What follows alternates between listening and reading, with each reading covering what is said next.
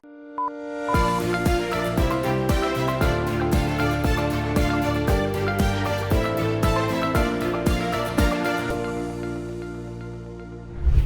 அட்வொகாட்டா நேயர்களே, மற்றும் ஒரு அட்வொகாட்டா ஸ்டுடியோ நிகழ்ச்சியில் உங்களோடு சந்திப்பதில் மகிழ்ச்சி. இன்றைய நிதம் நாங்கள் ஒரு முக்கியமான விடயமாக டிஜிட்டலைசேஷன் தொடர்பான ஒரு விடயத்தை பற்றி பேச விதிக்கின்றோம். உங்களுக்கு தெரியும், கடந்த சில தினங்களிலும் கூட இந்த தபால் துறை ஊழியர்கள் இந்த ஃபிங்கர் பிரிண்ட் தொடர்பான ஒரு விடயத்திலே அவர்கள் தங்களுடைய பாரிய எதிர்ப்பை வெளியிட்டிருந்தார்கள். ஆனாலும் கூட இலங்கை அரசாங்கம் அந்த அதாவது டிஜிட்டல் மயப்படும் தன்னுடைய அந்த எதிர்கால நோக்கத்தை அடிப்படையாக கொண்டு இந்த நடவடிக்கைகளை மேற்கொண்டு வருகின்றது. உண்மையில் இந்த டிஜிட்டலைசேஷன் என்றால் என்ன, ஏன் அதற்கு அந்த தொழில்துறையினர் ஒரு பகுதியினர் அதற்கு எதிர்ப்பை தெரிவிக்கின்றார்கள், இதன் பின்னணி என்பது தொடர்பாக இன்றைக்கு நாங்கள் கொஞ்சம் சற்று விரிவாக கலந்தாலோசிக்க எதிர்பார்த்திருக்கின்றோம். அது தொடர்பாக எங்களோடு பேசுவதற்காக இன்றைய தினம் அரணி சீனிவாசன் அவர்கள், அதாவது இணைய பாதுகாப்பு ஆலோசகராக பணிபுரியும் ஒருவர் எங்களுடன் இணைந்திருக்கின்றார். வணக்கம். வணக்கம். இந்த டிஜிட்டலைசேஷன் என்று பார்க்கும் பொழுது உண்மையிலேயே ஒரு சாதாரண குடிமகனாக பரவலாக பேசப்பட்டு கொண்டிருக்கின்றது கடந்த சில வாரங்களாகவே. இது உண்மையிலே அந்த இலங்கையின் பொருளாதார வீழ்ச்சிக்கு பின்னரும் பாதி அளவிலே பரவலாக பேசப்பட்டது. ஏனென்றால் சர்வதேச நாணய நிதியம் ஒரு ஆய்வொன்றை மேற்கொண்டிருந்தது. அதாவது அரச நிறுவனங்களின் செயல் தொடர்பான ஒரு ஆய்வொன்று. அந்த ஆய்வின் போது டிஜிட்டல் மயப்படுத்தப்படாமை இந்த பொருளாதார வீழ்ச்சிக்கு ஒரு காரணமாக அமைந்ததுன்றது சொல்கிறது. ஸோ அதன் ஒரு பரிந்துரைகளில் ஒன்றாக இலங்கை டிஜிட்டலைஸ் பண்ணப்பட வேண்டும் என்று கூறப்பட்டது. அப்படி கூறும் பொழுது உண்மையில் இந்த டிஜிட்டலைசேஷன் என்று என்னத்தை கூற வருகிறார்கள்? உங்களுக்கு ஒரு அறிமுகத்தை உங்களுக்கு தர முடியும்? நிச்சயமாக. இப்போ டிஜிட்டலைசேஷன் சொல்லி போது அது கூடுதலாக இப்போ அனைவருக்கும் புரியும் வகையில் கூறினால் இலத்திரனியல் மயப்படுத்துதல் என்றதான் அதில் கூடுதலான அதன் விரிவாக்கம் என்று சொல்லலாம். ஸோ இந்த டிஜிட்டலைசேஷனை நாங்கள் ஒரு 3 கோணத்தில் பார்க்கலாம். ஒன்று நீங்கள் சொல்லலாம் டிஜிட்டலைசேஷன், டிஜிட்டலைசேஷன். அதாவது இப்போ டிஜிட்டலைசேஷன் ஒரு இணையதளத்தோடு அது இணையதளத்தோட கிடையாது, அது ஒரு இலத்திரனியல் சம்மந்தமான. அதாவது உங்களுக்கு தெரிஞ்சிருக்கும், இப்போ முந்தி நீங்கள் ஒரு இலக்கங்களை கால்குலேட் பண்ணுறேன்னு சொன்னால் நீங்கள் அபாக்கஸ் முறை இல்லாட்டி எண் சட்ட முறையில் நீங்கள் பார்த்துருப்பீங்க. அதுக்கு பிறகு இந்த கால்குலேட்டர் உங்களுக்கு இன்ட்ரடியூஸ் ஆகுது இல்லையா? கால்குலேட்டர் அறிமுகப்படுத்தும் போது உங்களுக்கு அது இலக்கங்களை கூட்டுறது, கழித்தல், உங்களுடைய அந்த அரித்மெட்டிக் இதை அது ஈஸியாக்கிச்சு. அதுக்கு பிறகு உங்களுக்கு கம்ப்யூட்டர்ஸ் வருது. ஸோ டிஜிட்டலைசேஷன் இது ஒரு தனியான ஒரு எளிமையான ஒரு உதாரணம் தான் நான் இப்போ உங்களுக்கு சொன்னது. அது எப்படி இவால்வ் பண்ணிக்கணும், அந்த பரிமாணம் அப்படி வந்து கொண்டிருக்குன்னு சொல்லி அப்படி பார்க்கும்போது இந்த டிஜிட்டைசேஷன்ன்றது இப்போ உங்களுக்கு பேப்பரில் நீங்கள் வச்சுருக்கிற விடயங்கள், எழுத்தில் வச்சுருக்கிற விடயங்கள், இல்லாட்டி ஃபார்ம்ஸ், எங்கே போனாலும் உங்களுக்கு ஃபார்ம்ஸ் வரும். அந்த ஃபார்ம்ஸில் வச்சுருக்கிற விடயங்களை என்ன செய்கிறேன்னு சொன்னால் நாங்கள் ஒரு PDF ஃபார்மேட், அதாவது இலத்திரனியலாக, அப்போ அதை நீங்கள் தொட்டு உணர முடியாத விடயமாக அதை மாற்றும். அப்படி மாற்றும் போது வரதான் டிஜிட்டைசேஷன். அடுத்து இப்படி நாங்கள் மாற்றப்படுற விடயத்தை நீங்கள் ஒரு ஆன்லைன் ரிக்வெஸ்ட் மூலமாக எடுத்துக்கொள்கிறது, இல்லாட்டி உங்களுக்கு அது ஆன்லைனாகவே டெலிவர் ஆகுது. இப்போ நீங்கள் ஒரு பர்த் சர்டிஃபிகேட்டை கூடுதலாக நீங்கள் சொல்லுங்கள் டிஜிட்டைசேஷன் பண்ணுறீங்க. பர்த் சர்டிஃபிகேட் உங்களுக்கு எழுத்து மூலமாக பேப்பரில் தந்திருக்கீங்க, தொட்டு உணரக்கூடிய ஒரு வகையில் உங்கள்கிட்ட இருக்குது. ஆனால் நீங்கள் அதை PDF ஃபார்மேட்டாக கொடுக்குறது, ஸ்கேன் பண்ணி PDF ஆக்கினீங்கன்னா அதுக்கு பேர் டிஜிட்டைசேஷன். அப்படி நீங்கள் ஆக்கின அந்த ஆவணத்தை நீங்கள் ஆன்லைன் மூலமாக ஒரு GS ஆஃபீஸ்லேருந்து பெற்றுக்கொண்டால் அதுக்கு பேர் டிஜிட்டலைசேஷன். அதே மாதிரி டிஜிட்டல் டிரான்ஸ்ஃபர்மேஷன்ன்றது இந்த மாதிரியான விடயங்களை செய்கிற நிறுவனங்கள் தங்களுக்கு அப்படி செய்கிறதுக்கான ஒரு செயல்முறைகளை வச்சுருப்பினோம். நாங்கள் கூடுதலாக சொல்லுவோம் ப்ரொசீஜர்ஸ் வச்சுருப்பினோம். அதுக்கான ஒரு லெஜிஸ்லேஷன்ஸ் வச்சுருப்போம், எப்படி இதை செய்யணும். இந்த நடைமுறை இருக்குன்னு சொன்னால் தொடக்கத்துலேருந்து முடிவு வரை, அதாவது ஒரு ஸ்கேன் பண்ணி அந்த விடயத்தை அவர்கள் ஆன்லைனில் ரிக்வெஸ்ட் பண்ணிக்கல, அவர்களுக்கு மீண்டும் அனுப்பும் வரைக்கும் இருக்கிற ஒரு செயல்முறையை அந்த நடவடிக்கையில் என்னென்ன மாதிரி நடக்கணும்னு சொல்லி ஆவணப்படுத்தி வச்சுருப்பீங்க. அதுக்கு டிஜிட்டல் டிரான்ஸ்ஃபர்மேஷனாக அந்த கம்பெனி மாறி இருக்கும். கம்பெனியோ இல்லாட்டி ஒரு நிறுவனமோ ஒரு அரசாங்க நிறுவனம் கூட மாறி இருந்தால் அதுக்கு அந்த சேஞ்சை அக்செப்ட் பண்ணியிருந்தால் அது டிஜிட்டல் டிரான்ஸ்ஃபர்மேஷன். இதுதான் அதுக்கான விளக்கம். இப்ப அரணி இப்ப உண்மையிலேயே வந்து ரைட் ஓகே டிஜிட்டலைசேஷன் என்று சொன்னா ஒரு ஒரு ஆவணத்தை வந்து ஒரு கணினிமயப்படுத்துதல் அப்படி கூறலாம். ஆனால் இதுக்கும் அரசாங்கத்துக்கும் என்ன சம்பந்தம்? அதாவது ஒரு பொருளாதார ஒரு இழப்பு வரக்கூடிய ஒரு ஒரு நிலை காணப்படுகின்றதாக ஐஎம்எஃப் கூறுகிறது. அப்படி என்று சொன்னா அது அது ஏன்? எப்படி நடக்கும்? ஏன் டிஜிட்டலைஸ் பண்ணலாட்டி நாங்க பொருளாதார வீழ்ச்சி இல்லாம போயிடாதா? ஓகே. இந்த டிஜிட்டலைசேஷன்ல இருக்கிற நிறைய விடயங்கள் இருக்கு. நீங்க வந்து ஒன்று வந்து அதை நாங்க பார்ப்போம். நிதி முகாமைத்துவம், அதாவது சரியான எல்லாருக்கும் விளங்குற மாதிரின்னு சொன்னா, நீங்க ஒரு பேப்பர்ஸுக்கு கொடுக்குற முதலிட பேப்பர்லெஸ் சர்வீஸ், பேப்பர் இல்லாம நீங்க எல்லாத்தையுமே டிஜிட்டலைஸ் ஆக்கேக்கல அதுக்கான கருவிகளுக்கான விடயங்கள் இல்லாமல் போகும். அப்போ அது கொஞ்சம் உங்களுக்கு சேமிப்பை கொடுக்கும்னு சொல்லுவோம். அடுத்து இன்னொரு பாரிய விடயம், அதாவது நாங்கள் நிதிக்குள்ளே போனோம்னு சொன்னால் இந்த கேஷ்லெஸ் சர்வீசஸ், அதாவது பணத்தை வந்து தொட்டு உணராமல் நாங்கள் செய்கிற ஒரு ஆன்லைன் டிரான்சாக்ஷன்ஸ், இல்லாட்டி கூடுதலாக நீங்கள் அந்த வேறு நாடுகளை பார்த்தீங்கன்னு சொன்னால் ஜிபே மூலமாக பண்ணுறது, அந்த மாதிரியான விடயங்களை நீங்கள் அறிமுகப்படுத்தும் போது உங்களுக்கு வந்து பணப்பரிமாற்றம் நடக்கிற அந்த ஆடிட்டை வந்து, அதாவது அதில் ஆடிட் பண்ணுறதுக்கு, அதாவது நீங்கள் சொல்ல வாரீங்க, அதாவது வந்து அரசாங்கங்கள் வந்து இப்போ டிஜிட்டலைஸ் பண்ணப்படாட்டி, அதாவது இப்போ இந்த ப்ரொக்யூமெண்ட் மாதிரி விஷயங்கள் வந்து ஒரு ஊழல் நடைபெறக்கூடிய ஒரு சாத்தியக்கூறுகள் இருக்கு. இப்போ நான் அதனால தான் நான் அதை கூடுதலாக தவிர்த்ததுக்கான காரணம், இப்போ என்ன நாங்கள் ஊழலற்ற அரசு தானே வந்து கொண்டிருக்கின்றதால அதுக்கான விடயங்களை வந்து செய்கிறது மிகவும் இலகுவாக இருக்கும் அவர்களுக்கு. அப்போ நீங்கள் சொல்கிற மாதிரி இப்போ நாங்கள் சொல்லும் இப்போ நாங்கள் டிஜிட்டலைஸ் பண்ணிட்டோம் என்று சொன்னால் அது ஊழல் எப்படி அதை செய்ய முடியாதுன்னு எப்படி நீங்கள் கூற முடியும்? ஏன்னு சொன்னால் அதை நாங்கள் மானிட்டர் பண்ணுற விதம் வந்து அகெயின் அதுவும் நாங்கள் வந்து ஒரு சிஸ்டம் மூலமாக தான் மானிட்டர் பண்ணுவோம். அப்போ கூடுதலாக என்ன சொல்கிறது, ஹியூமன் எரர்ஸ் வந்து தவிர்க்கப்படலாம்.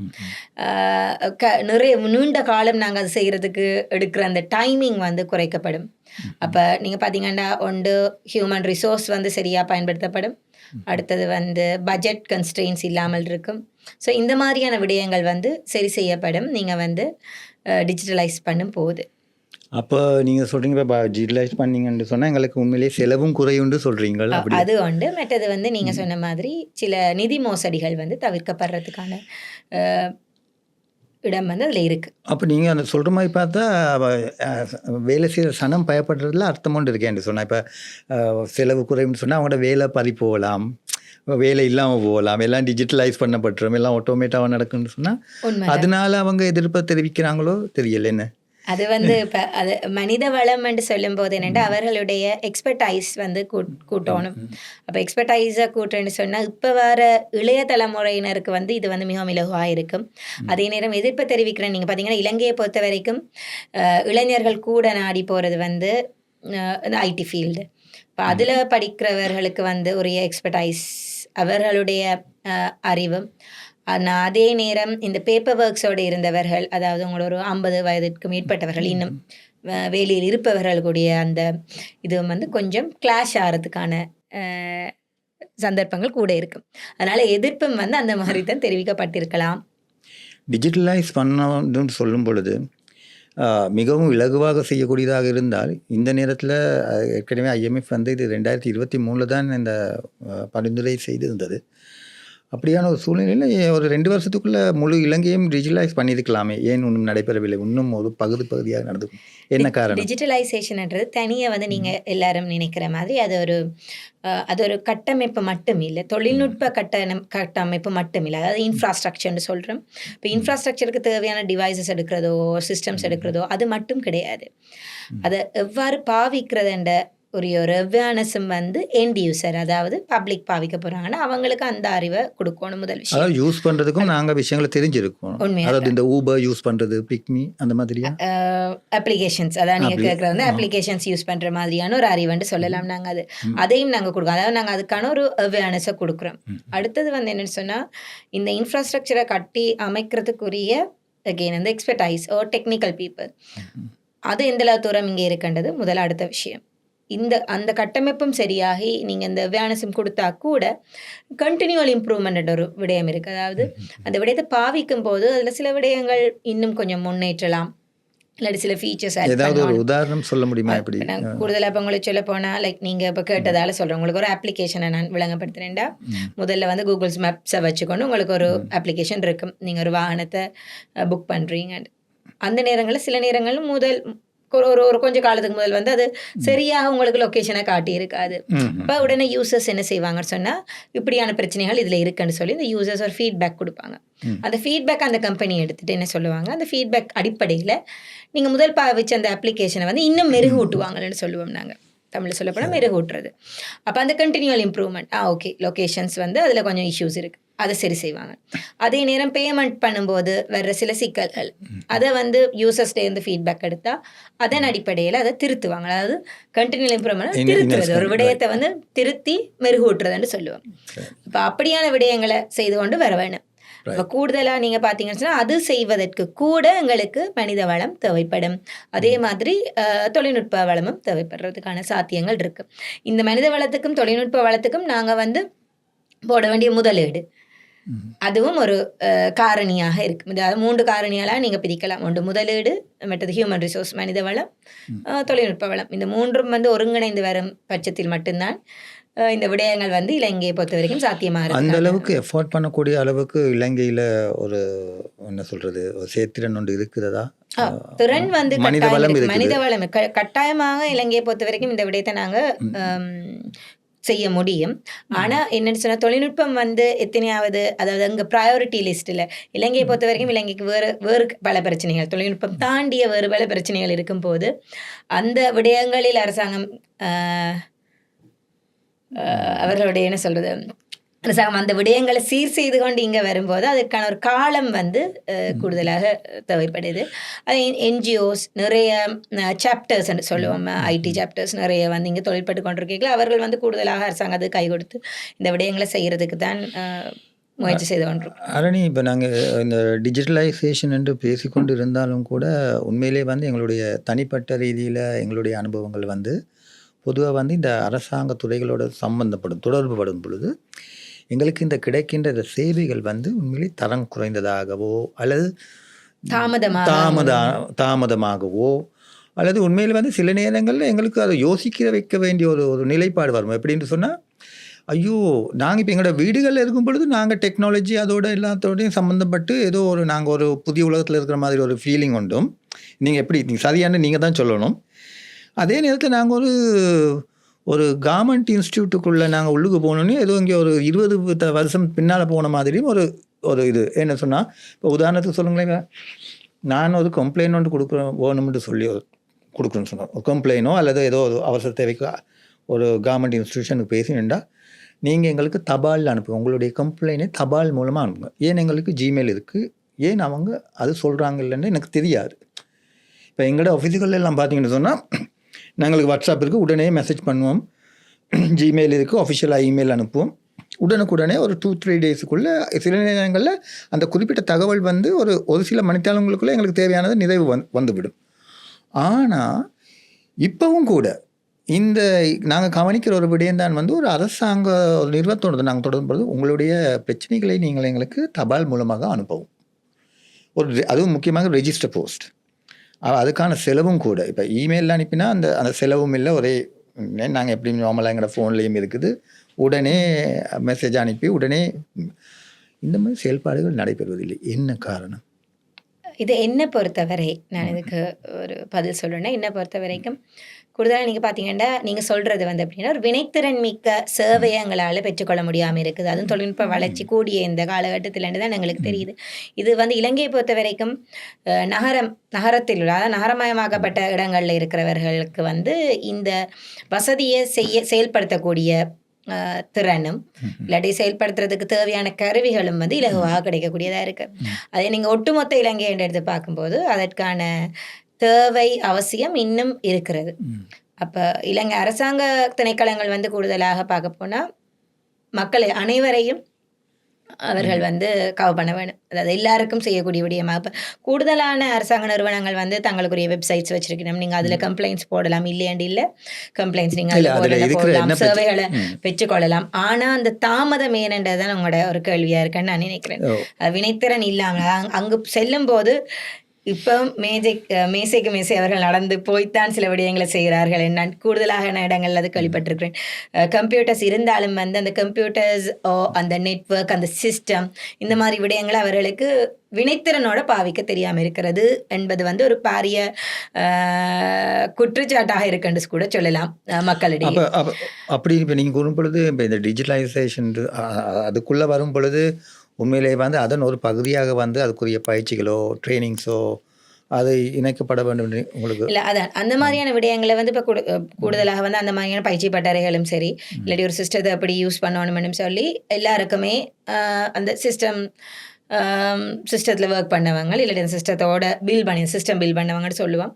அவர்கள் வந்து கொடுத்துக்கொண்டு தான் இருக்கணும். ஆனால் அதுண்ட அவுட்கம் வந்து சில நேரங்களில் நாங்கள் எதிர்பார்த்த மாதிரி 100% அமையாதது வந்து ஒரு விடயமாக இருக்குது. கூடுதலாக நீங்கள் அதை பார்த்தீங்கன்னு அதை நீங்கள் அந்த கேட்டதுக்காக நான் சொல்கிறேன். ஏன்னா இலங்கையை பொறுத்த வரைக்கும் இலங்கையின் பாடசாலை பாடத்திட்டத்தில் வந்து ஐடி என்ற சப்ஜெக்ட் வந்து இருந்தால் கூட அதற்கு கொடுக்குற அந்த முக்கியத்துவம் இன்னும் கூடுதலாக இல்லை. இப்போ நீங்கள் சிங்கப்பூர் போன்ற நாடுகள் எடுத்தீங்கன்னு சொன்னால் அவர்களுக்கு இந்த சின்ன வயதிலே, அதாவது அவர்களுடைய பாலர் வகுப்பில் இருந்து அவர்களுக்கு இந்த ஐடி சைபர் இந்த மாதிரியான விடயங்களை வந்து கூட சொல்லி கொடுக்க வலிக்க வேணும். அப்போ சின்ன வயதுலேருந்து அவர்களுக்கு வந்து இந்த மாதிரியான டிவைசஸ் மூலமாக எப்படி கனெக்ட் ஆகிறது, டிவைசஸ் மூலமாக எப்படி தங்களுடைய விடயங்களை செய்கிறதுன்றது வந்து ஓரளவு பழக்கமாக விடும். அப்போ பழக்கமாகி கொண்டு வர அந்த ஜென்ரேஷன் வந்து தங்களுடைய 11 வயதுகளில் வந்த பிறகும் இல்லாட்டி அதுக்கு பிறகும் கூட அவர்களுக்கு அதை உபயோகிக்கிறது வந்து மிகவும் இலகுவாக இருக்குது. அந்த நேரத்தில் அந்த நாடுன்ற அரசாங்க அதாவது செயல்முறைகள் வந்து டிஜிட்டலைசேஷனாக இருக்கும் பட்சத்தில் அது வந்து மிக இலகுவாக இருக்குது. உண்மையிலேயே இப்போ நாங்கள் பொதுவாக சொல்கிறோம்னா இந்த எங்களுடைய இந்த இன்எஃபிஷியன்சி வந்து வெளிப்பட்டது வந்து உண்மையிலேயே வந்து அந்த கொரோனா டைம்லன்னு சொல்கிறாங்க. அதாவது வந்து எல்லாம் ஆன்லைன்லேயே நடைபெற வேண்டிய ஒரு சூழ்நிலைக்கு தள்ளப்படும் பொழுது தான் நாங்கள் எந்த அளவுக்கு உலகத்திலிருந்து பின்னோக்கி இருந்திருக்குன்னு தெரியுது. ஆனால் இப்போ அது தெரிந்து கொண்டதிலிருந்து அதாவது இப்போதாவது நாங்கள் கொஞ்சம் திருந்தி அந்த மட்டத்துக்கு போகிறதுக்கான முயற்சிகள் நடைபெற்று கொண்டு இருக்கிறதா, நடவடிக்கைகள் எடுக்கப்படுகுதா? அப்படியே கொரோனா அதாவது கோவிட் காலப்பகுதின்றது இலங்கையை பொறுத்த வரைக்கும் ஒரு பாரிய தொழில்நுட்ப வளர்ச்சிக்கு உதவிய ஒரு காலப்பகுதின்னு சொல்லலாம். அது மற்ற நாடுகள் அதை என்ன மாதிரி பார்க்கணும்னு தெரியல. ஆனால் ஒரு தொழில்நுட்பவியலாளராக நான் சொல்லுவேன், இலங்கையை பொறுத்த வரைக்கும் அனைத்து மக்களுக்கும் வந்து ஒரு ஆன்லைன் டிரான்சாக்ஷன்ஸ் செய்கிறதுக்கு அது கூடுதலாக நீங்கள் சொல்லலாம் ஒரு 6லிருந்து 60 வரை இப்போ வந்து எப்படி அந்த மொபைலை யூஸ் பண்ணுறது. அது இப்போ கொரோனா காலப்பகுதி வந்து இலங்கையை பொறுத்த வரைக்கும் தொழில்நுட்ப வளர்ச்சிக்கு உதவியது என்று கூறலாம் நீங்கள் சொன்ன மாதிரி. அப்போ அந்த இடத்துல வந்து எப்படி அவர்கள் தள்ளப்பட்டார்கள், நீங்கள் ஆன்லைனில் தான் விடயங்கள் செய்ய வேண்டும், ஆன்லைனில் பர்ச்சேஸ் பண்ணணும், ஆன்லைனில் பேங்க் ட்ரான்சாக்ஷன் செய்யணும். இப்போ கூடுதலாக இந்த செக்யூரிட்டி விஷயங்கள் ஐடியில் என்ன மாதிரி விடயங்கள் இருக்குது, ஒரு மொபைல் அப்ளிகேஷன் எவ்வாறு பயன்படுத்துகிறேன் கூடுதலாக நீங்கள் எல்லா தொலைக்காட்சி நிகழ்ச்சிகளாக இருக்கட்டும் இல்லாட்டி பரவலான அவேர்னஸ் ப்ரோக்ராம்ஸாக இருக்கட்டும் அனைத்துமே வந்து அந்த காலப்பகுதியில் கொஞ்சம் கூடுதலாக இருந்தது உண்மைதான். அப்போ அதன் அடிப்படையில் நீங்கள் பார்த்தீங்கன்னா இப்போ எங்களோட பாஸ்போர்ட் ஆஃபீஸ் ஆகட்டும், என்ஐசி டிஜிட்டலைசேஷன் வந்தது கொரோனாவுக்கு முற்பட்ட காலப்பகுதியில். ஆனால் அதற்கான ஒரு தேடல், அதற்கான ஒரு கலந்துரையாடல்கள் மக்கள் மத்தியில் வர தொடங்கினது கொரோனாவுக்கு பிற்பட்ட பகுதியில். இப்போ அப்படித்தான் இப்போ அந்த தேவை எட்டப்பட்டு அந்த விடயங்கள் தெரிந்து கொள்ள பொழுதும் கூட அடுத்த விஷயமாக வர்றது ஒன்று தான் வந்து இப்போ நீங்கள் தொழில்நுட்பம் உங்களுக்கு கிடைத்தாலும் அதனை எப்படி உபயோகிப்பது என்பது. இதில் வந்து ஒரு பிரச்சனை ஒன்று காணப்படுகிறது. ஒன்று வந்து சில நேரங்களில் ஆன்லைன் என்று வரும் பொழுது சில நேரங்களில் அதன் மூலமாக நாங்கள் ஏமாற்றப்படக்கூடிய ஒரு சந்தர்ப்பங்கள் இருக்குது. இந்த கிரிப்டோ கரன்சி அந்த மாதிரி விஷயங்கள் இருக்குது. அதே நேரத்தில் வந்து உங்களுக்கு திடீர்னு ஒரு இமெயில் ஒன்று வரும், நீங்கள் ஒரு 5 லட்சம் வந்து இருக்கு, நீங்கள் அதை எடுக்கணும்னா நம்ம கேள்விப்பட்ட ஸ்கேம்ஸ். அப்போ உண்மையிலே வந்து இப்போ நாங்கள் அரசாங்க நிறுவனங்களை போன்று அந்த அரசாங்கம் இந்த நடவடிக்கைகளை மேற்கொள்ளும் அதே நேரத்தில் டிஜிட்டலைஸ் என்றும் இந்த அபிவிருத்தியை செய்து கொண்டும் அதே நேரத்தில் மக்களாகிய நாங்களும் இது தொடர்பான விஷயங்களை என்ன மாதிரி விஷயங்களை தெரிஞ்சு வச்சுருக்கோம். இப்போ கூடுதலாக பார்த்தீங்கன்னா நீங்கள் சொன்ன மாதிரி தொழில்நுட்ப வளர்ச்சியில் வந்து 2 சாரர்கள் உருவாயினும், ஒன்று ஏமாறுபவர்கள் ஏமாற்றுபவர்கள் என்றும் நாங்கள் கூறலாம். அதாவது எக்ஸ்பர்ட்டும் இருக்கிறாங்க, அந்த மாதிரியான ஒரு இருதரப்பினர் உருவாக்கப்படுறதுக்கான சாத்தியக்கூறு மிக இப்போ இன்றைய காலகட்டத்தில் அதுவும் கூடுதலாக நீங்கள் பார்த்தீங்கன்னா நான் ஏன் இந்த வயது வர முறையை மீண்டும் மீண்டும் கூறிக்கொண்டிருக்கிறதுக்கான காரணம் வந்து இலங்கையில் இந்த தொழில்நுட்பம் அறிமுகப்படுத்திய காலத்தில் இருந்தவர்கள் அதற்கு முற்பட்டவர்கள் இன்னும் அந்த 2 விதமான ஜென்ரேஷன் இருக்கிறதால நான் இதை மீண்டும் மீண்டும் கூறதுக்கான காரணம் இருக்குது. கூடுதலாக ஒரு எக்ஸாம்பிளாக சொல்லலாம். இளைஞர்கள் கூட இப்போ மாற்றப்படினும் என்னென்னு சொன்னால் அந்த உங்களுக்கு எல்லாருக்கும் ஒன் டைம் பாஸ்வேர்டு ஓடிபி இலக்கங்களை வந்து ஃபோன் கால்ஸால் கேட்குறது. சில நேரங்களில் வந்து பெற்றோர் வந்து இவர்களுக்கு கால் பண்ணி ஓடிபி இலக்கம் வந்திருக்கு சொல்லுங்கன்னு சொல்லுவீனும். அப்போ இனி கேட்குறது வந்து பேரண்ட்ஸ் தானே என்று டிவியிலும் சொல்ல, அங்கால பக்கம் ஒரு ஸ்கேம் கால் இருந்த காலில் பேரண்ட்ஸ் இருந்து சொன்ன கதைகளும் இருக்குது. இப்போ அவர்கள் வந்து ஓகே ஸ்கேம் கால்னு தெரியாமல் அந்த ஓடிபி இவர்களுடைய எஸ்எம்எஸ்க்கு வந்திருந்தால் இளைஞர்களுடைய அந்த ஓடிபியை வந்து அங்கால சொல்லி காசு இழந்தவர்கள் நிறைய பேர். இப்போ நீங்கள் பரவலாக இந்த ஒரு வருடத்துக்குள்ள நீங்கள் பார்த்தீங்கன்னு சொன்னால் போலீஸில் இருக்கிற கம்ப்ளைண்ட்ஸ், அதாவது ஆன்லைன் மோசடிகள் வந்து நிறைஞ்சு போய் இருக்குன்னு சொல்லலாம். அதுக்கான அவேர்னஸ் எவ்வளோ தூரம் கொடுக்கப்பட்டாலும் கூடுதலாக நாங்கள் இதை சொல்லுவோம் ஒரு இமோஷனல் மேனிப்புலேஷன் சொல்லுவோம். அப்போ திடீரென்னு உங்களுக்கு ஒரு கால் வரும்போது உங்களுக்கு ஒரு பரிசு தொகை, அதுவும் நீங்கள் எதிர்பாராத ஒரு பரிசு தொகை என்பது மனித இயல்பு வந்து அதை உடனடியாக உள்வாங்கி இது செய்தால் என்னன்ற ஒரு நினைக்கிற ஒரு இயல்பு தான் எங்களுக்கு இருக்கும். அப்போ கூடுதலாக வந்து இந்த ஆன்லைன் மோசடி செய்பவர்களுக்கு வந்து இந்த ஆன்லைன் மேனிப்புலேஷன்ன்றது தான் அந்த மெயின் விஷயம். இல்லை உங்களை வந்து இமோஷனல் மேனிப்புலேஷன் செய்வினேன். உங்களுக்கு இப்போ உடனே விழுந்திருக்கு. இப்போ உங்களுக்கு நான் ஒரு உதாரணத்துக்கு சொல்கிறேன். உங்களுக்கு 2 லட்சம் விழுந்திருக்கு. நீங்கள் வந்து 2000 கட்டினா 2 லட்சம் எடுக்கலாம்னு சொல்கிறேன்னு வைங்க. இது சும்மா ஒரு சாதாரண எளிய விளக்கம் தான், எளிமையான ஒரு விளக்கம் தான். உடனடியே நீங்கள் அந்த 2 லட்சம் பெருசா 2000 பெருசான்னு யோசிச்சுட்டு நீங்கள் அந்த 2000 கட்டாயம் பே பண்ணுவீங்க. இந்த 2000 படி 50 பேர் பே பண்ணினா இவ்வளோ வரும். அது சரி. அப்போ அந்த 2 லட்சத்துக்காக 2000 படி 50 பேர் பே பண்ணக்கூடிய ஒரு சாத்தியக்கூறும் இருக்கும். நான் கூட சின்ன ஒரு எக்ஸாம்பிள் உண்டு. அது கட்டாயம் 2 லட்சமாக இருக்காது, பரிசு தொகை மிக பெரிதாகும்.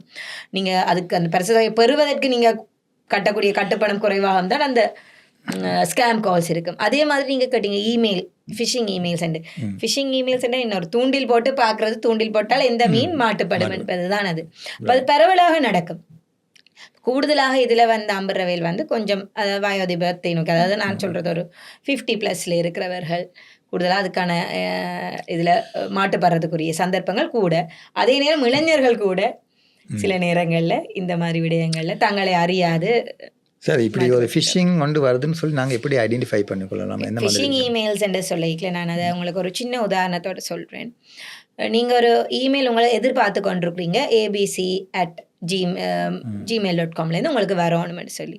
அந்த ஏபிசின்றது வந்து ஏன்றது வந்து சிம்பிள் லெட்டர்ஸ் ஏபிசியாக தான் அவர்களுடையது இருக்குமென்று வச்சுக்கொள்ளலாம். இந்த ஏபிசியில் அந்த பி வந்து மற்ற பக்கம் டியாக இருக்கும் சம்டைம்ஸ். அதாவது ஃபிஷிங் ஏதோ ஒரு வித்தியாசமான ஒரு இமெயில். ஆனால் உடனடியாக அதாவது நீங்கள் எதிர்பார்த்து கொண்டிருக்கிறது உங்களோட மைண்டில் ஏபிசின்னு இருக்கணும். பி வந்து டியாக மாறி இருக்கிற சில நேரம் உங்களோட கண்ணுக்கு புலப்பட்டு இருக்காது. இது ஒரு வகையானது.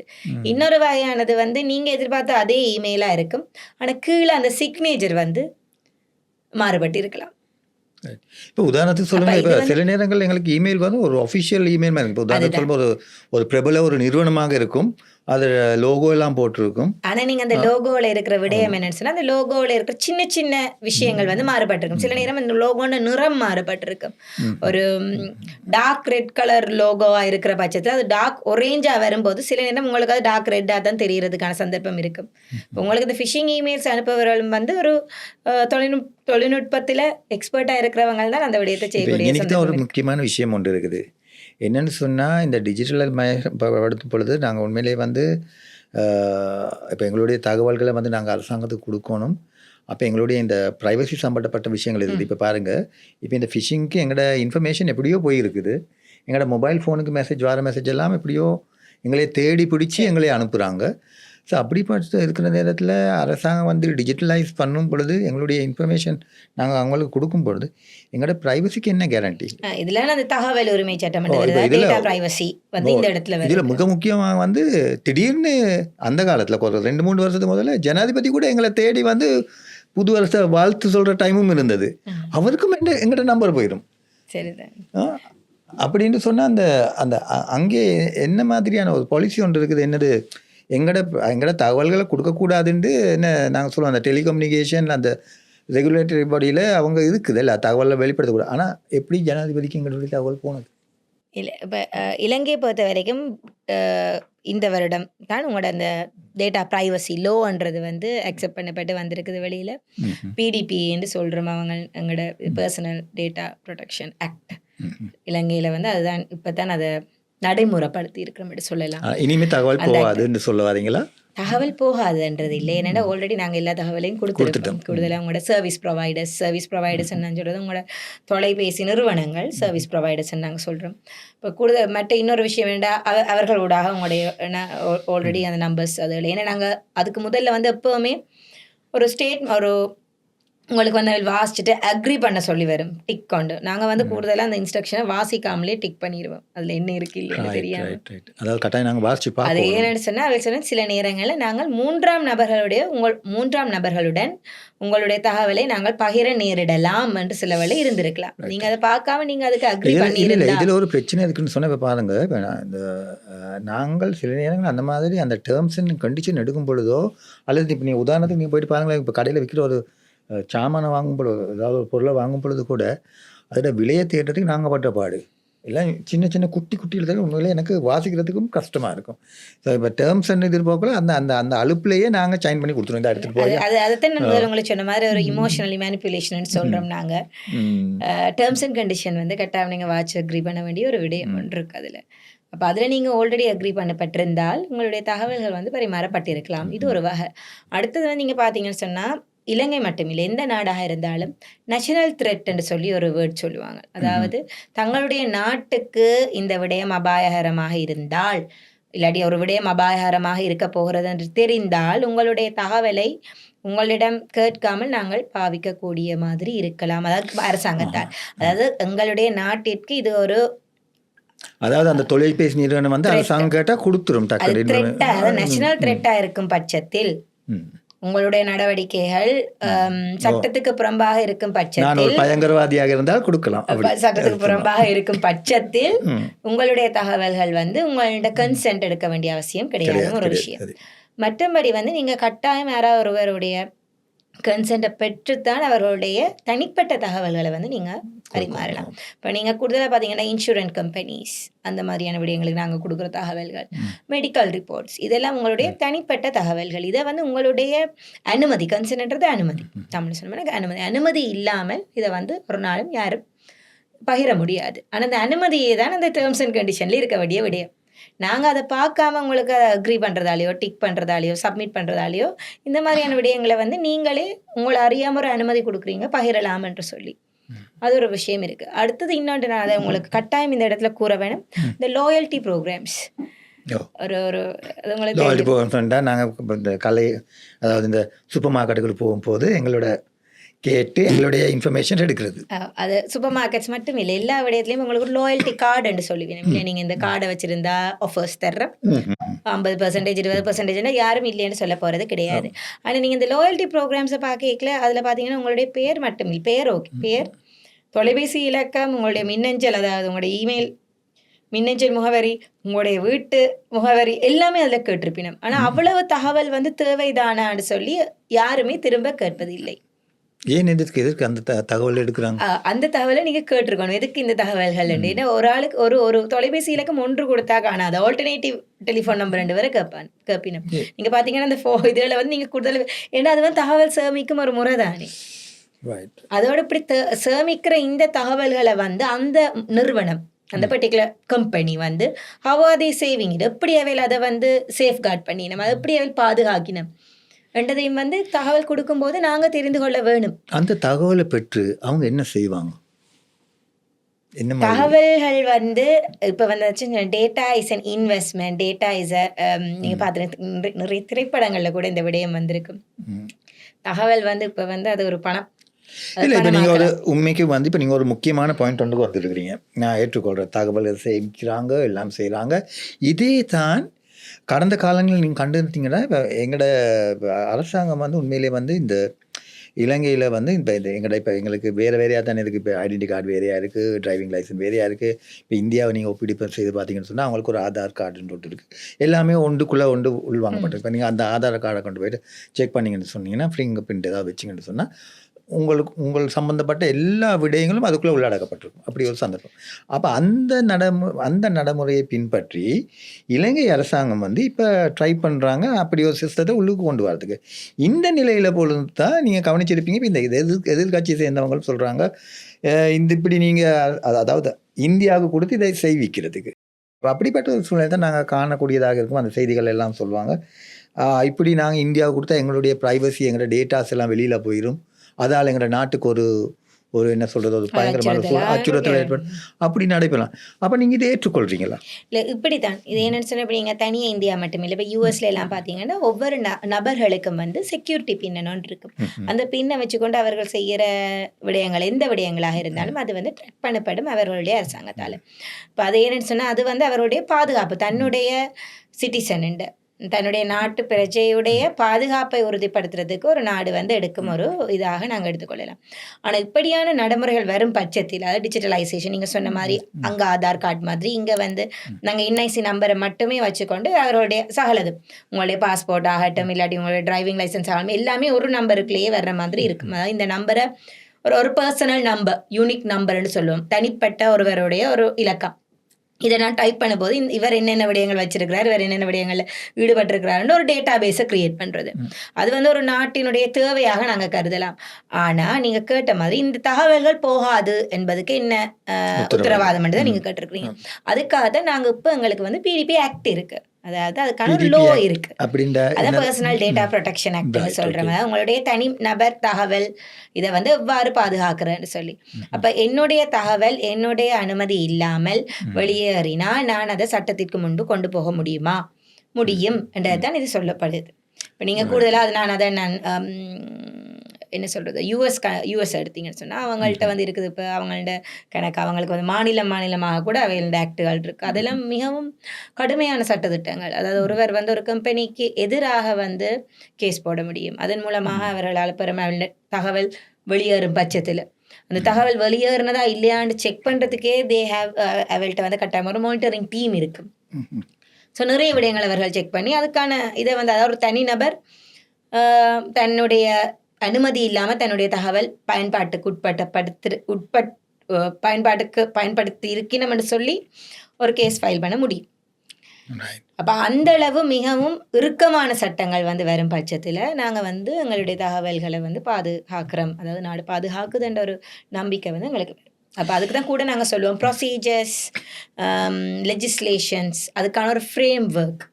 இந்த மாதிரியான பேசிக்கான ஒரு சட்டத்திட்டங்கள், அந்த நாங்கள் சொல்கிறோம் ஃப்ரேம் ஒர்க், அதில் சொல்கிறோம் தானே, அந்த விடயங்கள் வரும் பட்சத்தில் இந்த தகவல்கள் வந்து பாதுகாக்கப்படும். ஓகே, இந்த டிஜிட்டல் துறையை பொறுத்தவரையில் இப்போ நீங்கள் வந்து பல வருடங்களாக பணிபுரிந்து வருகிறீர்கள். அதே நேரத்தில் பல திட்டங்களையும் பங்கேற்று இருக்கிறீங்க. இம்ப்ளிமெண்ட் பண்ணும் பொழுது நீங்கள் அந்த டீமில் ஒரு பார்ட்னராக இருந்திருக்கிறீங்க. எனக்கு சொல்லுங்கள், இப்போ இந்த கடந்து வந்த பாதையில் இலங்கை இப்போ எந்த இடத்துல நிற்கிது? இப்போ இந்தியா பொறுத்தவரையில் அவங்க எங்கேயோ போயிட்டாங்கன்னு சொல்கிறாங்க. இலங்கை எங்கே நிற்கிது? எந்த அளவுக்கு இன்னும் என்ன எதிர்காலத்தில் என்ன மாதிரியான சேலஞ்சஸ் இருக்குது? என்னென்னத்தை நாங்கள் தாண்டி போக வேண்டியிருக்கு? என்னென்ன விஷயங்களை நாங்கள் டெவலப் ஆக இருக்குது? இதில் என்னென்ன தடங்களில் காணப்படுது? இதை தடைகளை தாண்டி எப்படி போக முடியும்னு கொஞ்சம் உங்களுக்கு. இலங்கையை பொறுத்த வரைக்கும் நான் கூட தொடங்குவேன் வந்து எங்களுடைய பல்கலை படிப்பு முடித்தவர்கள் இருந்து நான் சொன்னால் அங்கேருந்து வரும் எங்களுடைய வளம் வந்து, அதாவது எக்ஸ்பர்டைஸ் பீப்புள் வந்து உண்மையாகவே நிறைய, அதாவது நாங்கள் வந்து ஒரு நாலேஜான ஒரு கம்யூனிட்டி தான் ஸ்ரீலங்காவில் எப்படியுமே வருமேனு நாங்கள் கூடுதலாக எங்களை பார்த்தீங்கன்னு சொன்னால் ஃப்ரீ எஜுகேஷன் எங்களுக்கு வழங்கப்படுது. ஸோ அதோட வந்து தரமான கல்வி இருக்குது. இப்போ அதுலேருந்து வெளிவரும்போது நாலேஜான பீப்புள் தான் வரினம். ஆனால் அவர்களுடைய எக்ஸ்பீரியன்ஸ் இல்லாட்டி அவர்கள் எவ்வாறு ஒரு விடயத்தை செய்யணும், இல்லாட்டி இந்த நாட்டிலே அவர்கள் இருக்கிறார்களா, இது அடுத்த ஒரு பிரச்சனையாக இருக்குது. தொழில்நுட்பத்துறையில் இருந்துச்சுன்னா தொழில்நுட்பத்துறையில் இப்போ வந்து, அதாவது எக்கனாமிக் கிரைசிஸுக்கு பிறகு வந்து ஒரு பாரிய ஒரு இடைவெளி இருக்குது. என்னென்னு சொன்னால் நிறைய எக்ஸ்பர்டைஸ் பீப்புள் வந்து நாட்டை விட்டு வெளியேறினது ஒரு பாரிய பிரெயின் ட்ரெயின் சொல்லலாம். அது ஒரு பாரிய இடைவெளி இருக்குது. ஆனால் அதை வந்து நிரப்புறதுன்றது இனி வரும் காலங்களில் நாங்கள் அதுக்கான ஒரு விடயத்தையும் நாங்கள் கருத்து செலுத்தத்தான் வேணும். என்னென்னா இப்போ அரசாங்கம் இந்த நடவடிக்கைகளை மேற்கொண்டு இப்போ போகுதுன்னு சொன்னால் உண்மையிலேயே அந்த மனித பலம் தேவைப்படுது தானே.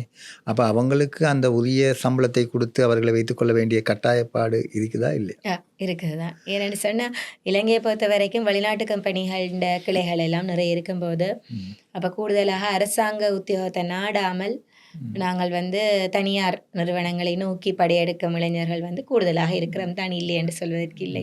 ஏனென்றால் நீங்கள் சொன்ன மாதிரி அந்த சம்பளத்தின் ஒரு உயர்வுன்றது இல்லை, அந்த ஸ்கேல் வந்து சரியா டிஃபர் ஆகுது.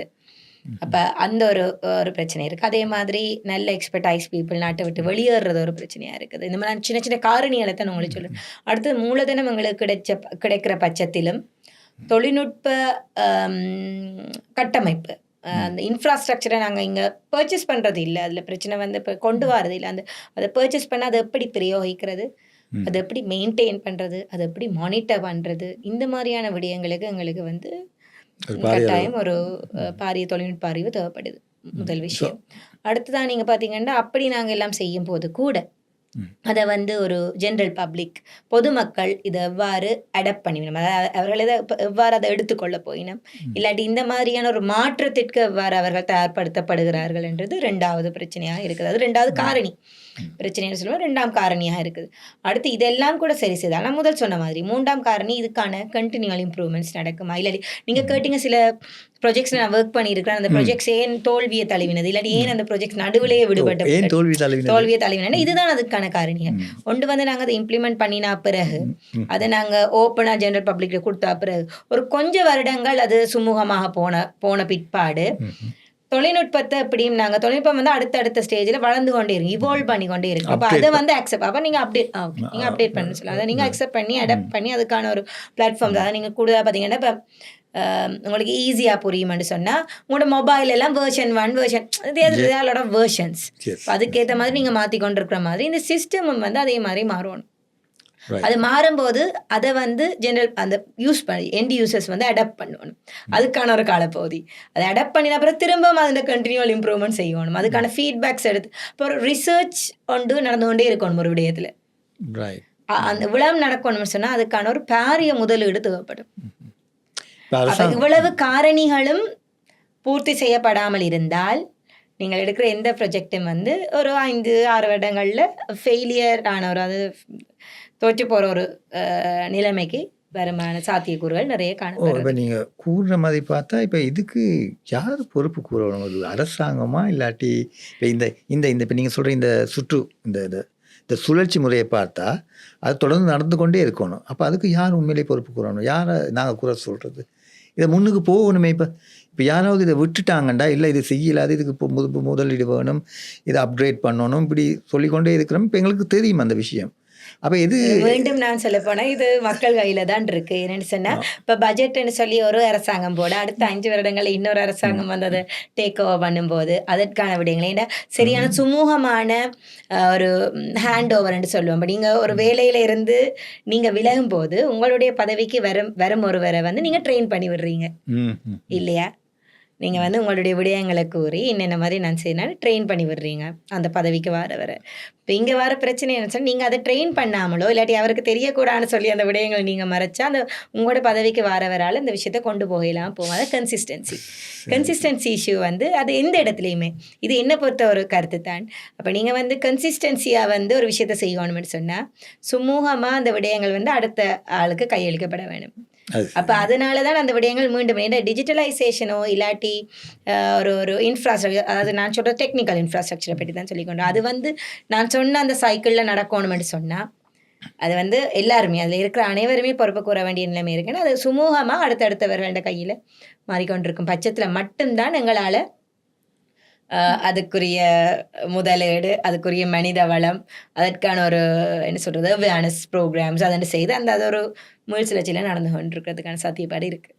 இப்போ ஏனைய நாடுகளோடு ஒப்பிடும் பொழுது உண்மையிலே வந்து சில நாடுகளில் வந்து கேஷ்லெஸ் டிரான்சாக்ஷன் நிறையவே உருவாகி கொண்டு இருக்குது. எந்த அளவுக்கு இலங்கை அங்கே போய் கொண்டு இருக்கின்றது எங்களுக்கு தெரியல.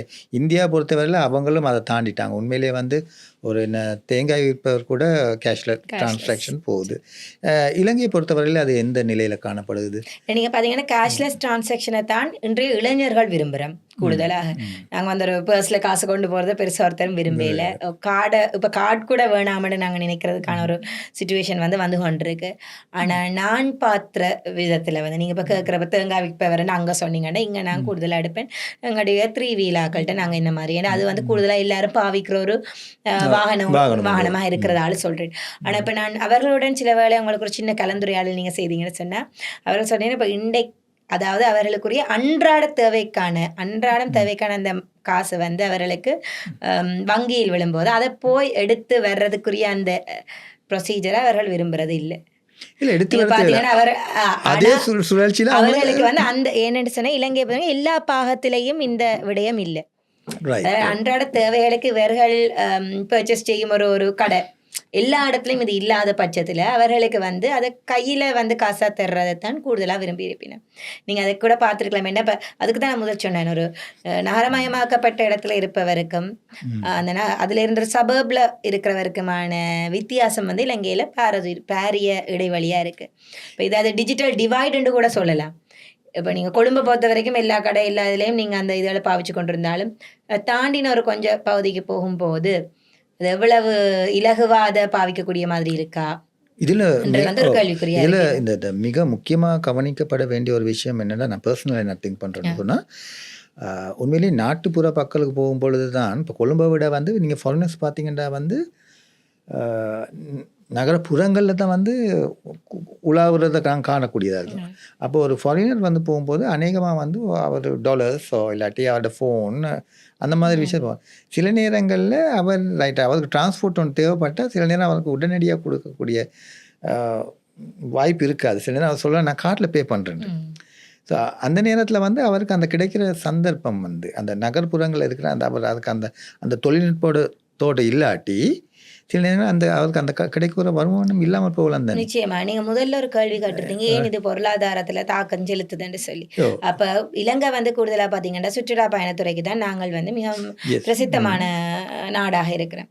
அப்ப நீங்க டிஜிட்டலைசேஷன் செய்யும் போது அது மிகவும் இலகுவா இருக்கும் என்று மற்ற நாடுகள்ல இருந்து வர அந்த கேள்விக்குரிய பதில் வந்து இப்ப நீங்க சொன்ன அதே விடயத்துல இருக்கு.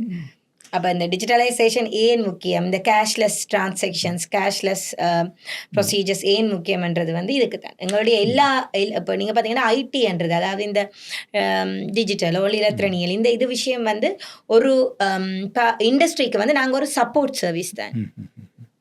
அது சுற்றுலா பயணத்துறையாக இருந்தா என்ன இல்லாட்டி ஒரு பாரிய கைத்தொழில் ரீதியாக இருந்தா என்ன நாங்கள் ஒரு சப்போர்ட் சர்வீஸ் தான் அதுக்கு. அப்போ இப்போ உங்களுக்கு அது பார்க்கும்போது உங்களுக்கு தெரியுது இப்போ இவர்கள் சுற்றுலா பயணிகள் சென்று பார்க்கும் இடங்களில் எல்லாம் அதாவது அது வந்து நகரமயமாக்கப்பட்ட இடங்கள் இல்லாத பட்சத்தில் அங்கே எப்படி இவர்களுடைய டிரான்சாக்ஷன்ஸ் நடக்குது. அப்போ அதுக்கு நாங்கள் எப்படி அடாப்ட் பண்ண போகிறோம்ன்றதான். அப்போ நான் சொன்ன அந்த காரணிகள் வந்து செல்வாக்கு செலுத்துது கூடுதலாக. இல்லை அதுக்கான நடவடிக்கைகள் ஏதாவது மேற்கொள்ளப்பட்டு வருதா? இதை பற்றி கன்சிடர் பண்ணுறாங்களா? நகர்ப்புறங்களுக்கு இதை எடுத்துகிட்டு போக பார்க்குறாங்க? மிக நிச்சயமாக அது நடந்து கொண்டு தான் இருக்கு இல்லையாண்டி இல்லை. அதான் நான் சொன்ன மாதிரி இதை வந்து எவ்வாறு செய்யணும், இந்த நடவடிக்கை ப்ரொசீஜர்ஸ் எப்படி நடக்கணும், இந்த விடயங்களை என்ன மாதிரி மக்களுக்கு எடுத்து சொல்லணும், அதுக்கு பிற்பாடு இதில் வந்து அவர்கள் தர ஃபீட்பேக்ஸ் அதாவது இந்த மாதிரியான ஏதாவது ஒரு பிரச்சனைகள் இந்த சிஸ்டத்தில் இருக்கணும், இந்த சிஸ்டம் அப்கிரேட் பண்ணுறதுக்கு என்னென்ன விடயங்கள் செய்யணும். ஸோ இந்த விடயங்கள் நடந்து கொண்டிருந்தாலும் இன்னும் அது ஒரு சென்ட்ரலைஸ்ட் பண்ணப்பட்டு நடக்கிறதோ அது கொஞ்சம் எங்களோட நாட்டை பொறுத்த வரைக்கும் கொஞ்சம் லக்காத்தான் இருக்கும். ஆனால் என்னை பொறுத்த வரைக்கும் மேபி அடுத்த வித்தின் 10 இயர்ஸ்ன்னு சொல்லுவோம் இல்லையா, அந்த ஃப்ரேம் ஒர்க்கில் வந்து இது மிகவும் இலவாக்கப்பட்டதாக வருமேன்னு சொன்னால் நான் முதல் சொன்ன அந்த ஜென்ரேஷனும் இந்த கன்ஸ்டன்ஸ் இந்த காரணிகளும் வந்து சரி செய்யப்படலாம். இதில் வந்து அந்த ஏற்கனவே நாங்கள் பேசிய போது ஒரு குறிப்பிட்ட விடயம் தான் வந்து அந்த கொரோனா காலத்தில் வந்து தான் அந்த எங்களோட இன்னெஃபிஷியன்சி வெளிப்படுது. அதில் ஒரு காரணம் தான் வந்து என்னென்னு பார்த்தீங்கன்னு சொன்னால் பிள்ளைகளுக்கு ஆன்லைனில் படிக்கும் பொழுது கவரேஜ் இல்லாமல் போனது.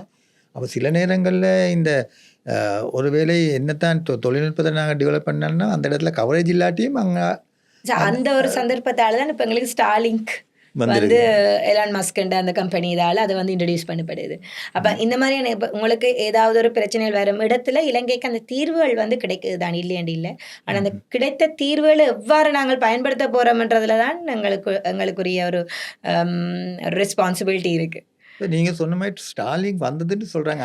நானுமே அதை வந்து எக்ஸ்பீரியன்ஸ் பண்ணல. மிக அண்மை காலத்துல கூட எங்களுடைய தொழில்நுட்ப நண்பர்கள் வட்டாரத்திலும் இந்த கதை வந்து நாங்க அது என்னென்னா நாங்கள் இதை போயிட்டு அவங்களுக்கு ஆர்டர் பண்ணி அதை வெயிட்டிங் க்யூவில் நிற்கணும் போல ஏதோ ஒரு கதை ஒன்று தான் அடிபட்டது. எப்படி இருந்தாலும் இப்போ ஸ்டாலிங் வந்ததுன்ட்டு அந்த பிரச்சனையும் அந்த அந்த முடிவுக்கு வரலாம். ஆனால் இப்போ இங்கேயும் ஒரு கேள்வி ஒன்று வருது என்னென்னு சொன்னால், ஸ்டாலிங் வரப்போகுது, இப்போ எங்களுக்கு எல்லாம் அவேர்னஸும் இருக்குது, ஓகே, இன்டர்நெட் பிரச்சனையும் முடிய போகுது, கவரேஜ் பிரச்சனையும் முடிய போகுது. ஆனால் அதற்கான ஆயத்தங்கள் நடைபெற்று மிக மிக மெதுவாக நடைபெறன்னு சொல்லலாம். அதுக்கு தாமதம் வந்ததுல இருக்குதான். இதற்கான இந்த மூலதனங்கள் வந்து மூலதனங்கள் மட்டும் இல்லை, என்னன்னு சொன்னா சொன்ன மாதிரி உங்களுக்கு அதுக்கான அக்ரிமெண்ட்ஸ், அதுக்கான ரூல்ஸ் அண்ட் ரெகுலேஷன் நிறைய இருக்கும் இல்லையா. ஒரு வெண்டர் அக்ரிமெண்ட்ஸ் இருக்கும், அதுகள் வந்து செயல்படுத்தப்பட வேண்டும். அந்த விஷயங்களில் வந்து என்ன முடிவுகளை வந்து ஒரு மேனேஜ்மெண்ட்டும் எடுக்குதுன்னு தெரியாது. அந்த மாதிரியான விடயங்களால் இது தாமதப்படுது என்று சொல்லலாம். நாங்கள் கொஞ்சம் எங்களோட இறுதி தருணத்துக்கு வந்திருக்கிறோம். வந்து ஓகே, எங்களுக்கு மக்களை பொறுத்த வரையில் ஓகே, ஏதோ ஒரு வகையில் நாங்கள் வந்து இப்பொழுது இந்த டிஜிட்டலைசேஷனுக்கு கொஞ்சம் கொஞ்சமாக பழகி கொண்டு வரோம். இப்போ நிறைய இளைஞர்களை பார்த்தீங்கன்னு சொன்னால் அவங்க எல்லாமே வாட்ஸ்அப், பிடிஎஃப் ஃபைல்ஸ் எல்லாம் ஆன்லைன்லேயே செய்து கொள்ள அளவுக்கு வளர்ந்துட்டாங்க. இனி வரப்போகிற இன்னும் 10 ஆண்டுகளில் வந்து அவங்கள பிடிக்கவே முடியாது. ரைட். அப்போ அந்த ஜென்ரேஷன் வந்து எப்படியுமே வந்து இந்த டிஜிட்டலைசேஷனுக்கு பழகப்பட்டோம். இப்போ எங்களுக்கு இருக்கிற ஒரே முக்கிய பிரச்சனை என்னன்னு சொன்னால், இது மீண்டும் அது ப்ரைவேட் செக்டரும் நோ ப்ராப்ளம், தனியார் நிறுவனங்களும் வந்து எந்த அளவுக்கு டெக்னாலஜி அதை நிறையவே பாவிக்க தொடங்கிட்டாங்க. அந்த டிரான்சாக்ஷன்லாம் ஒரு ஒரு ஒரு ஒரு ஒரு 1 செகண்டில் நடந்து கொண்டிருக்கு.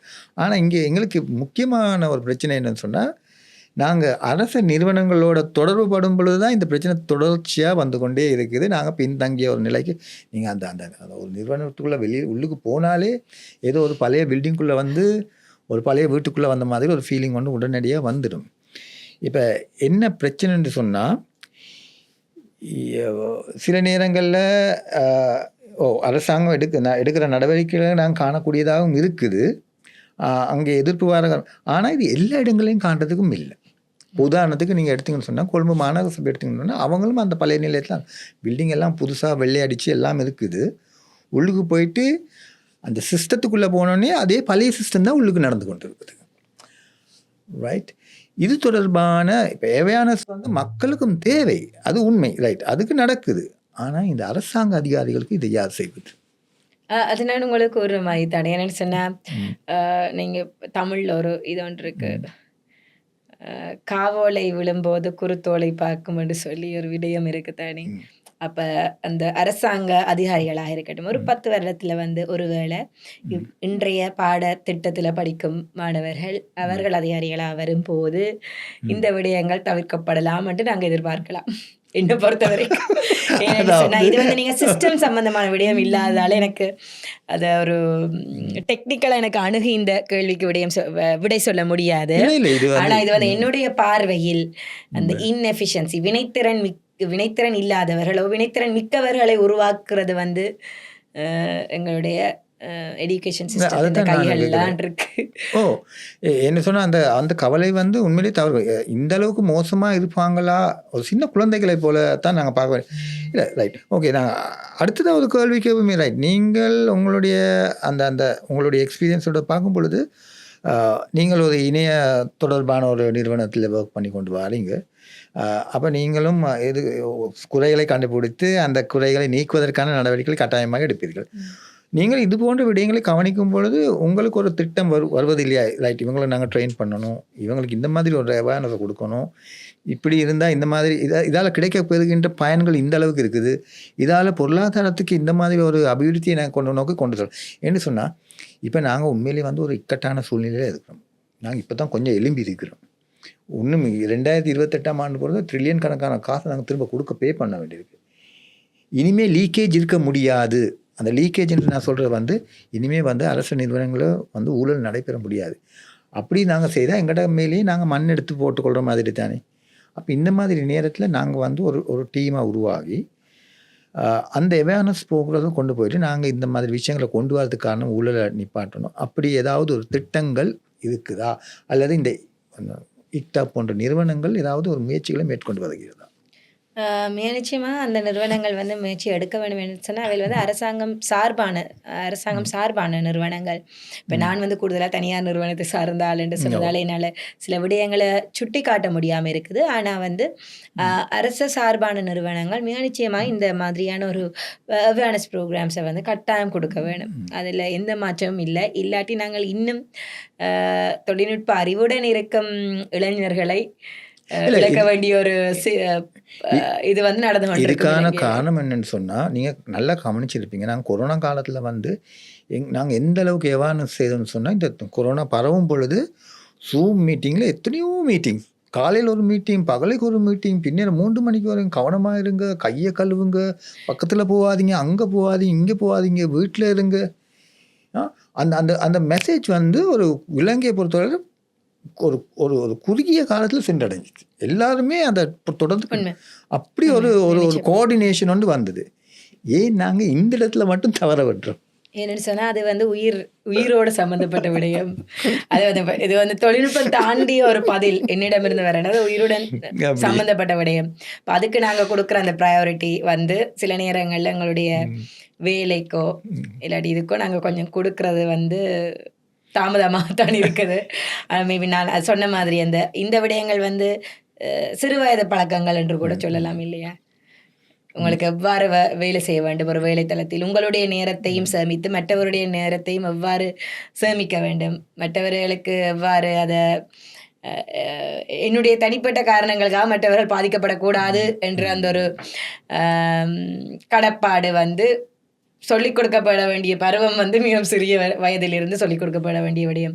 ஸோ அதை அவர்கள் தங்களுடைய வேலைத்தளத்தில் ஒருவேளை டிஜிட்டலைசேஷன் என்று வந்து இப்படி எல்லாம் நடைபெற்று விட்டால், ஒருவேளை இந்த ஊழலால் தான் சம்பாதிக்கக்கூடிய பணம் போய்விடும் என்ற ஒரு பயம் ஒன்று இருக்கிறதோ தெரியும் இருக்கலாம். ஆனா இந்த விடயம் வந்து சரி செய்யப்பட்டால் முன்பு சொன்னது போல், அதாவது 1960களில் சொன்னது போல் இலங்கை சிங்கப்பூராக மாறலாம். ஆனால் அது 60களில் சொன்னது இன்னும் இந்த 2025லும் அது வந்து நடைபெறாமல் இருக்கிறதுக்கு காரணம் வந்து சில பல காரணிகள் நாங்கள் சொன்ன மாதிரி இருக்கும். ஆனால் தொழில்நுட்பத்தை பொறுத்த வரைக்கும் எங்களுக்கு அதுக்கான வளம் எல்லாமே இருக்குது.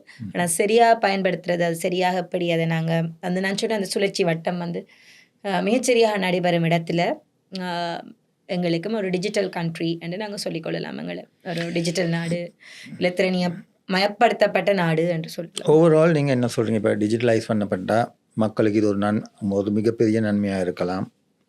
இது தவிர வேறு என்ன மாதிரி என்ன சேவைகள் விரைவாக நடைபெறும்?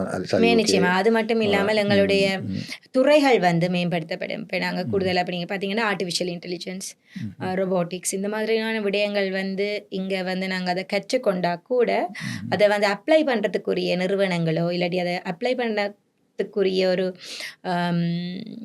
இடமோ வந்து எங்களுக்கு இல்லை. அதனால் இந்த துறைகளை கற்பவர்களும் வந்து நாட்டை விட்டு வெளியேறி கொண்டிருக்கிறதுக்கான சந்தர்ப்பம் இருக்குது. ஏனென்றால் அதுக்கான வேலைகள் வந்து எங்களுக்கு இல்லை.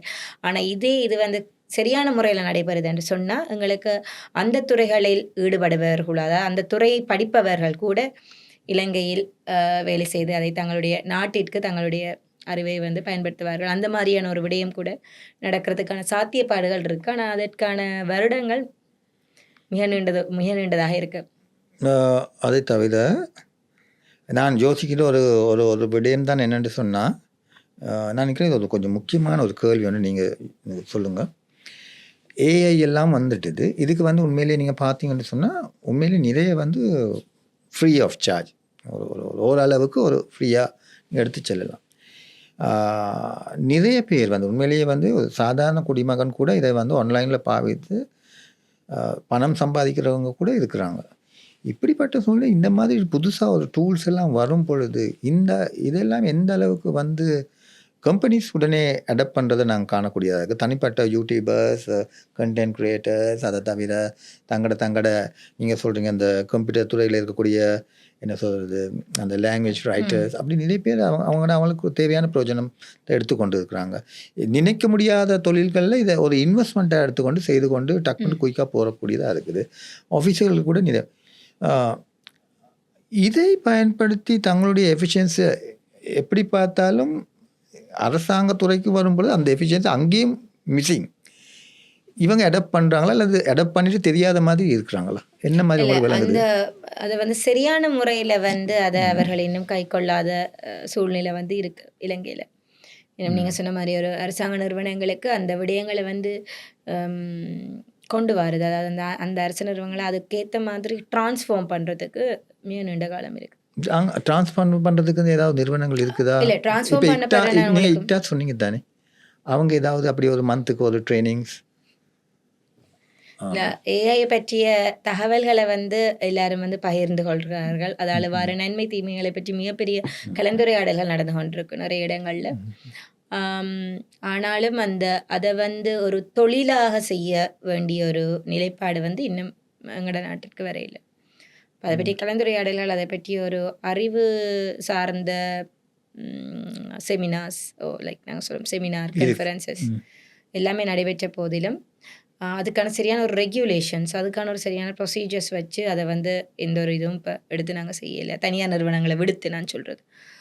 தனியார் நிறுவனங்கள் இல்ல. நான் சொல்றது இப்ப நீங்க கேட்ட மாதிரி அரசாங்க நிறுவனங்களுக்கு வந்து அதுக்கான ஒரு அதுக்கு அது அது செய்வதற்கான ஒரு ஸ்பேஸ் இன்னும் இருக்கு. இருக்கு. இடைவெளி வந்து இருந்து கொண்டே இருக்கு. ஓகே. இப்போ சாதாரணமாக இப்போ நாங்கள் நிறுவனங்களில் வேலை செய்தாலும் கூட ஒரு பொது நலன் கருதி சில நேரங்களில் சில பேர் கொஞ்சம் எக்ஸ்ட்ரா டைம் எடுத்து ஒர்க் அவுட் பண்ணுவாங்க. சஜஷன்ஸ் கொடுப்பாங்க. இது செய்தால் இந்த நாட்டுக்கு இந்த மாதிரி அப்படி ஏதாவது சங்கங்கள் சாப்டர்ஸ்ன்னு நிறைய இருக்கு தானே. இப்ப நீங்க சொல்லப்போனா கவர்னன்ஸ் செய்கிறது, ஐடி கவர்னன்ஸ் அதுகளுக்கான நிறைய சாப்டர்ஸ் சொல்லலாம். அது நிறைய வந்து மிக நிச்சயமாக இருக்கு. நான் குறிப்பிட்ட ஒரு விடயத்தை சொல்லலாம். ஸ்லஸ்காம் வந்து ஒரு ஸ்லஸ்காம் வந்து ஒரு நல்ல நிறுவனம்.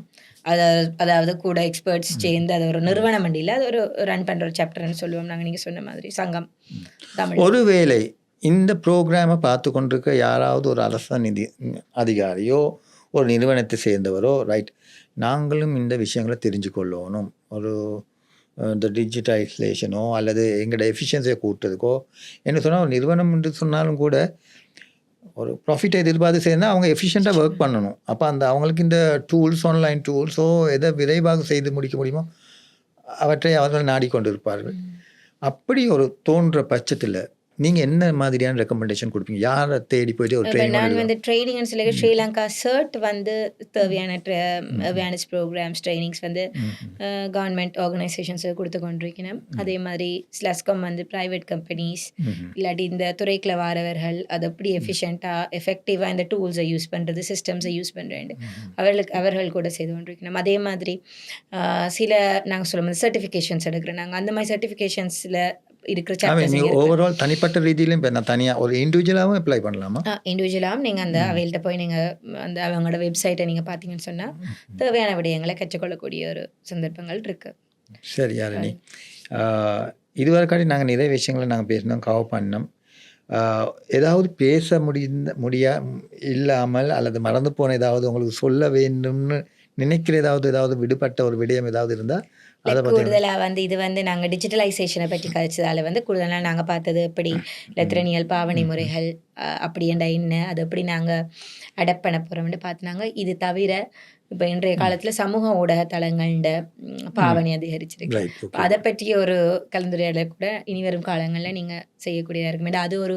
அது ஒரு இன்னொரு பெரிய ஒரு ஏரியா உண்டு. அது எப்படி பாவனை, அதனுடைய அதில் இருக்கிற மார்க்கெட்டிங் டாக்டிக்ஸ், அதில் இருக்கிற மாதிரி அதில் என்ன மாதிரி யூஸ் பண்ணலாம், சிறுவர்களுக்கு அது என்ன மாதிரியான இம்பேக்டை கொடுக்குது, அதே மாதிரி அந்த மாதிரியான விடயங்களை கூட இனி வரும் காலங்களில் நீங்கள் கலந்துரையாட செய்யலாம்ன்றது என்னுடைய ஒரு சஜஷன். மார்க்கெட்டிங், டிஜிட்டல் மார்க்கெட்டிங் மாதிரி இல்லை சோஷியல் மீடியா அண்ட் அது எஃபிஷியண்டாக எப்படி யூஸ் பண்ணலாம்ன்றது, அதில் வர தாக்கங்கள் என்னென்ன, அதில் இன்னொரு பக்கம் என்ன பிரச்சனைகள் நடக்குது, சிறுவர்கள் பெண்கள் அதில் என்ன மாதிரியான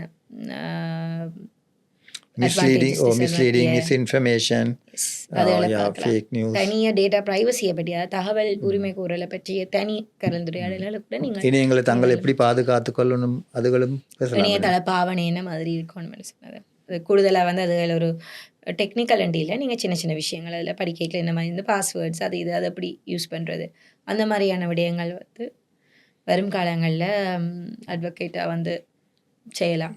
அப்படியான விடயங்கள் கட்டாயம் அரணி உண்மைக்கும் வந்து எங்களுடைய ஒரு குறுகிய நேரத்தில் எங்களோட வேண்டுகோளை ஏற்று வந்து பல மதிப்புமிக்க உங்களுடைய விளக்கங்களை தந்து எங்களுடைய ஆடியன்ஸுக்கு மிக முக்கியமாக இந்த டிஜிட்டலைசேஷன் பற்றி ஒரு விளக்கத்தை தந்ததுக்காக நான் உங்களுக்கு நன்றி கூறுகின்றேன். நன்றி. நன்றி. ஸோ அருணிக்கு உண்மையிலே எங்களுடைய நன்றிகளை தெரிவித்துக் கொண்டோம். உண்மையிலே வந்து டிஜிட்டலைசேஷன் வந்து உண்மையிலே வந்து எங்களை நாட்டை பொறுத்தவரையில் ஒரு முக்கியமான விடயம். ஏன்னு சொன்னால் எங்களுடைய எதிர்கால பொருளாதாரம் என்பது வந்து இந்த டிஜிட்டலைசேஷனில் மிக மிக டிபெண்ட் பண்ணியிருக்கு. இதுக்கு காரணம் என்னன்னு சொன்னால், நான் ஏற்கனவே உங்களுக்கு இந்த நிகழ்ச்சியின் ஆரம்பத்தில் கூறினபடி எங்களுடைய நாட்டில் இருக்கிற இந்த பொருளாதார வீழ்ச்சிக்கு வந்து ஊழல் வந்து மிக முக்கியமான ஒரு காரணமாக இருந்தது. இதுக்கு வந்து IMF வந்து கூறிய காரணம் தான் வந்து அந்த வெளிப்படைத்தன்மை இல்லாமை என்பது போன்ற தொடர்பான, அதாவது இந்த டிஜிட்டலைசேஷன் என்று அது வரும் பொழுது அந்த வெளிப்படைத்தன்மையும் அந்த ஊழல் குறையக்கூடிய அந்த நிலையும் அங்கு காணப்படுகின்றது. ஆகவே அரசாங்கத்தை பொறுத்த வரையில் இந்த மாதிரி நடவடிக்கைகள் வந்து இப்பொழுது எடுத்துக்கொண்டு போகிறாங்க முன்னுக்கு. ஸோ இந்த அளவுக்கு இது எவ்வளோ விரைவாக இது நடைபெறும் என்பது தொடர்பாக எங்களுக்கு தெரியாது. ஆனால் எவ்வளோத்துக்கு எவ்வளோ விரைவாக நடைபெற்று இது ஒரு நிலைக்கு வருகின்றதோ அன்றைக்கு எங்களுக்கு ஒரு பொருளாதார அபிவிருத்தியை நோக்கி செல்லக்கூடியதாக இருக்கும். ஆனால் இது அரசாங்கத்துக்கு மட்டும் செய்ய முடியாது. அரச பணியாளர்கள், அரசு ஊழியர்கள் உண்மையிலே முன் வந்து இதை செய்யக்கூடியதாக இருக்க வேண்டும். அவர்களும் இதனோடு இணைந்து வர வேண்டும். அப்படியாக இருந்தால்தான், ஏனெனில் எதிர்காலத்தில் 2028ஆம் ஆண்டுக்கு பிறகு நாங்கள் ஒரு பாரிய கடன் தொகை செலுத்த வேண்டியிருக்கின்றது. இந்த லீக்கேஜ் என்று நாங்கள் சொல்வோம், அதாவது ஊழல் நடைபெற்று கொண்டு மீண்டும் மீண்டும் நாங்கள் பணத்தை இழந்து கொண்டிருந்தால் அங்கே ஒரு பிரச்சனை இருக்கின்றது. இந்த பிரச்சனை தவிர்ப்பதற்காகவும் இந்த டிஜிட்டலைசேஷன் என்பது பல விதங்களில் உதவி அளிக்கக்கூடியதாக இருந்தாலும் எங்களுடைய அட்வொகாட் என்ற நிறுவனத்தின் வகையிலே நாங்கள் வந்து இந்த பொருளாதார அபிவிருத்தியை இலக்காக கொண்டு செயல்படுவோமாக இருந்தால் கட்டாயமாக இந்த புதிய விடயங்களோடு இணைந்து பயணிக்க வேண்டும். நன்றி அட்வொகாட் நேயர்களே. நான் நினைக்கின்ற நீங்கள் ஒரு புதிய விடயத்தை தெரிந்து கொண்டிருப்பீர்கள். மற்றொரு நிகழ்ச்சியில் மீண்டும் சந்திக்கும் வரை வணக்கம்.